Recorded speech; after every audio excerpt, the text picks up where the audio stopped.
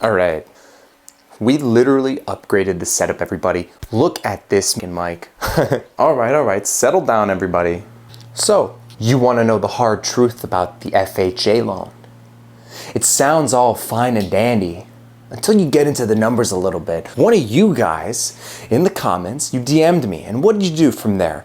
You asked me, you said, oh, hey Odysseus, I've been working for PwC for some time now. I'm an accountant. It's my first year, I'm making 85 grand a year, and I got some money saved.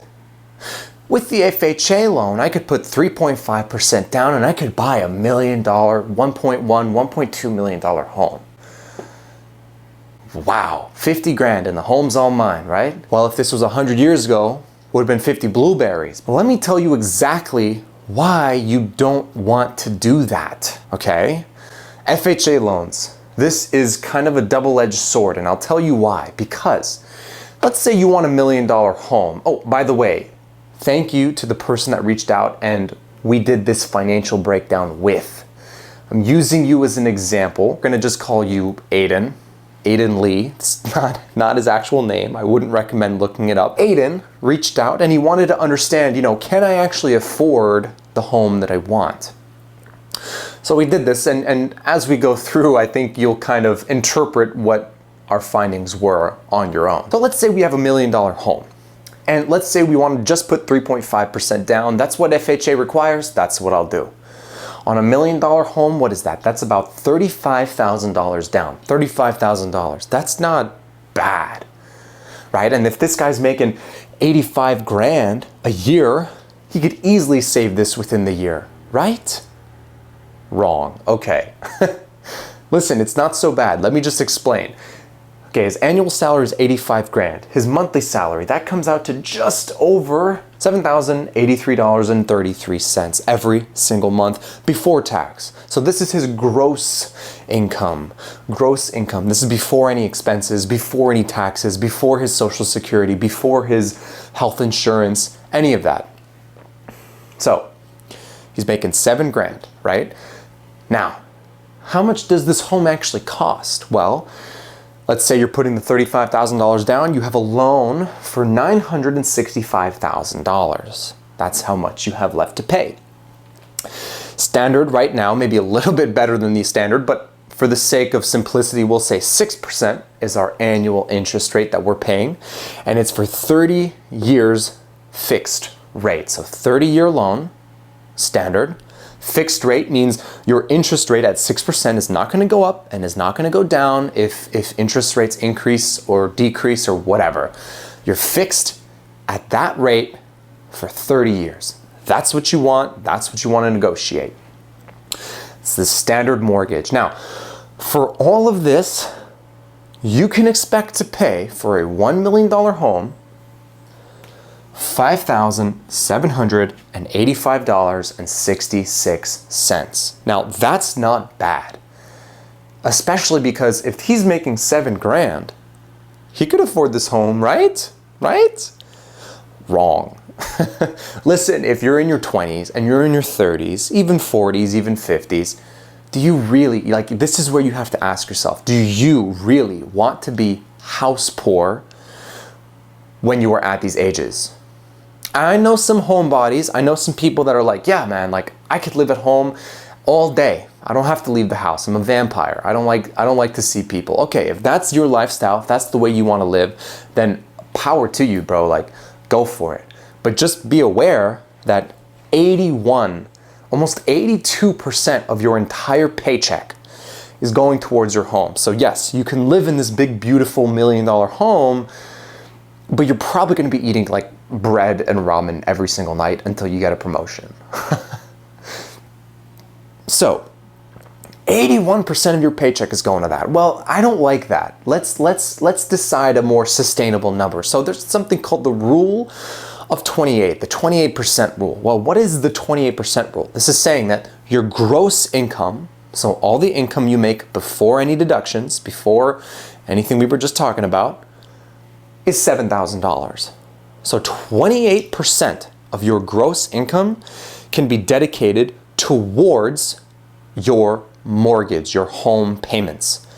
Now, if he's making 7 grand a month, according to the 28% rule, he's allowed to make or to put towards $1,983.33 every single month towards his home. And for the sake of simplicity, and just because I love you guys, we'll say $2,000 every month he can set aside, put it on a home. Now, $2,000 does not equal $5,700. So what's the problem here? Now let's understand the numbers. You know, this is half of the story, right? Let's say this guy still wants to buy a place. He's like, you know what, Odysseus, I hear you, I understand you, I feel you. I still want to buy a home though. Like, what can I afford? All right, let's do the calculations for that. And that's also simple. So now we just reverse engineer the formula. So we're solving for the loan amount now. We're trying to understand how much can I afford on this loan. The interest rate stays the same, 6%. The years stay the same, 30%. Easy, easy, right? Now, our monthly payment, we've established, we know what our monthly payment is. Our monthly payment is, let's just say $2,000. So, what does that mean for us? That means, once you put it into financialcalculator.net, there's a website, it's super easy, it's free. You can go use it. You could literally plug these 4 numbers in and it'll give you this number. That means our friend Aiden can afford a $330,000 loan. Now, for $330,000 at 6% interest for 30 years, he's going to be paying just around $2,000 every single month. That is his sweet spot. Including his down payment of $35,000, that means he can afford a $365 shack in the middle of nowhere. Just kidding, unless you live in one of those like Midwest states in America and you can like, I don't know, buy like a city of 3,000 people or like a, I don't know, like a, maybe like a shack somewhere in San Bernardino, California. Or maybe you can buy 10 square feet in Beverly Hills. It doesn't matter. He still wants to buy his spot. So that's how much home he can afford. Now, let's say he comes to me, he's like, you know what? I'm expecting a raise and I think I can afford this $1 million home in 2 years, right? Let's assume he's sticking to his 3.5% down. Well, how much does he need to be making then? What's the scenario look like then, right? So again, super simple. Because now we have our monthly payment, right? $5,785. And then we're going to continue to use the rule of 28, the 28% rule. So we just take our monthly payment, $5,785, divided by 28%, and that gives us the golden number of $20,663.07, baby.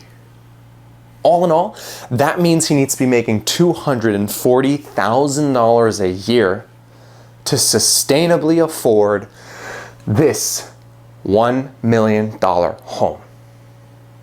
Now, I can already hear the comments. I can already hear people saying like, $240,000? How am I going to afford that?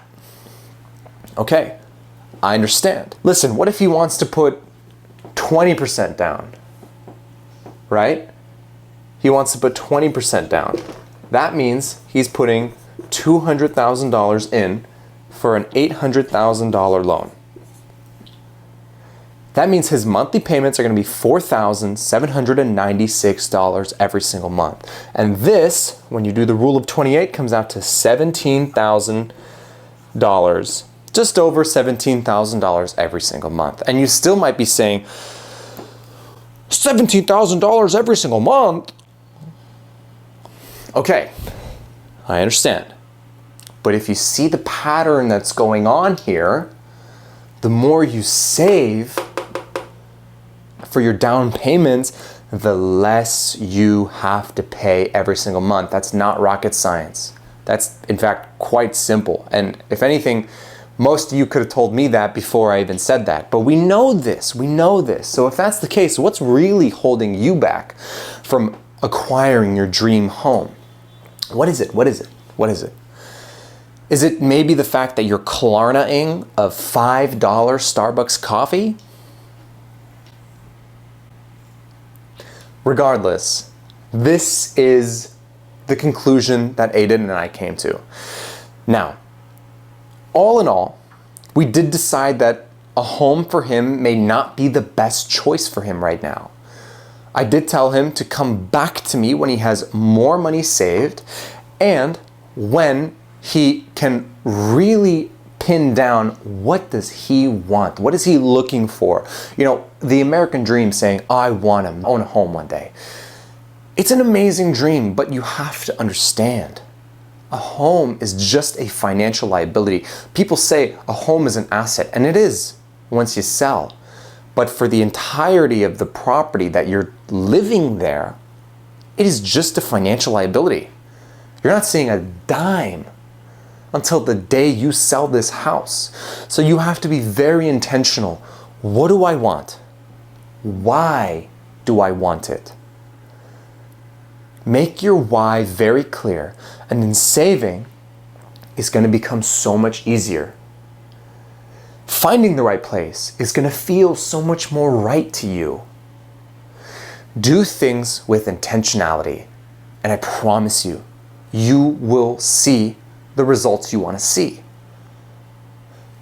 This is just a tool to help give you more financial responsibility, to give you more financial power.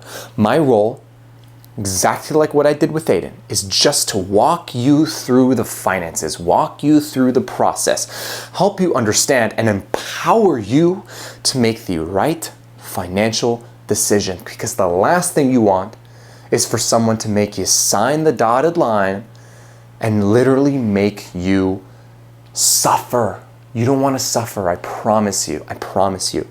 This is why you got to do the due diligence beforehand. Save yourself.